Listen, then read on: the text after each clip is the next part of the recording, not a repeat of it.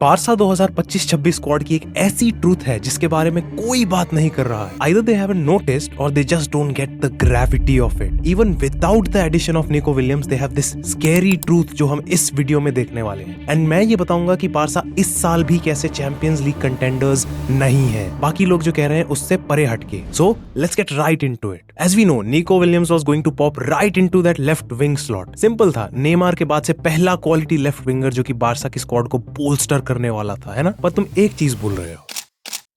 Addition of Nico Williams would mean tactical and rotational complexities. इस बात को celebrate करते करते कि एक हाई क्वालिटी लेफ्ट विंगर आएगा, हम ये भूल गए कि लास्ट सीजन का हमारा left winger champions league top goal scorer था। मुझे बताने की जरूरत नहीं है what a season Raphinha had last season, पर एक चीज सुनो, नीको के आते ही Raphinha would have been just another tactical tweak. Why? Because Nico और राफिनिया अलग अलग टैक्टिकल रोल सर्व करते। Nico is a pure dribbler, beat his man, flair based winger, और राफिनिया हाफ स्पेस में टक करके गोल स्कोरिंग टाइप। कहाँ खेलता वो, खुद सोचो। लेफ्ट में नीको would be a serious competition and not just an impact सब, गिवन उसकी क्वालिटी और हमारी स्क्वाड की आधे से ज्यादा प्लेयर्स के साथ उसकी केमिस्ट्री। राइट में we already have the boy wonder, जिसके बैकअप में शायद अभी रूनी बाजी है if Flick doesn't put him in Barca Athletic first, और कोई ना भी हो तो Raphinha is not a backup player anymore. Centre में we already have Lewa and Ferran. I bet ये कॉम्प्लिकेशन किसी के दिमाग में ज्यादा हाईलाइट नहीं हुआ था, but now do you see the gravity of it. तो तुम क्या कह रहे हो, लास्ट सीजन का one of our top scoring MVPs would have suffered. एक और बात समझो, we have let go of Fati for now, excellent. 1 for 1 भी अचीव कर लिया, mind blowing. Joan Garcia sign कर लिया, और गैज़मिक। पर भाई साहब वो क्वालिटी डिफेंसिव डेप्थ कहाँ है? We can not pretend guys कि हमारी फुटबॉल नॉलेज मीडिया रिपोर्ट्स और इंस्टाग्राम पेजेस से गवर्न होती है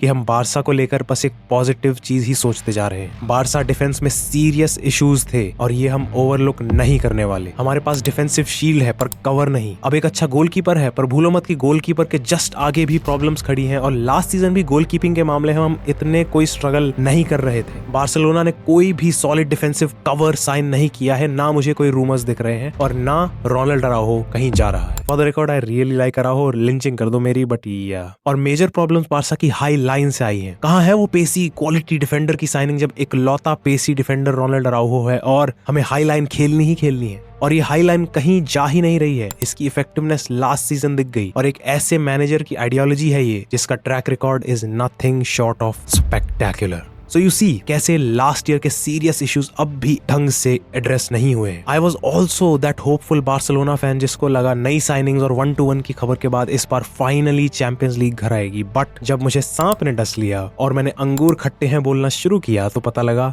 कि अंगूर एग्जैक्टली मीठे भी नहीं थे। और बार्सिलोना ने अपने एग्जिस्टिंग स्क्वाड से इतनी तबाही कैसे मचाई, उसके लिए ये वीडियो देखो। और अगर अपने इन शॉर्ट वीडियोस से मैं तुम्हें नए पर्सपेक्टिव्स देने में थोड़ा भी डिफरेंस बना पाया तो लाइक और सब्सक्राइब करो ऐसे ही वीडियोस के लिए। मिलते हैं अगली बार ऑफ द बॉल पे।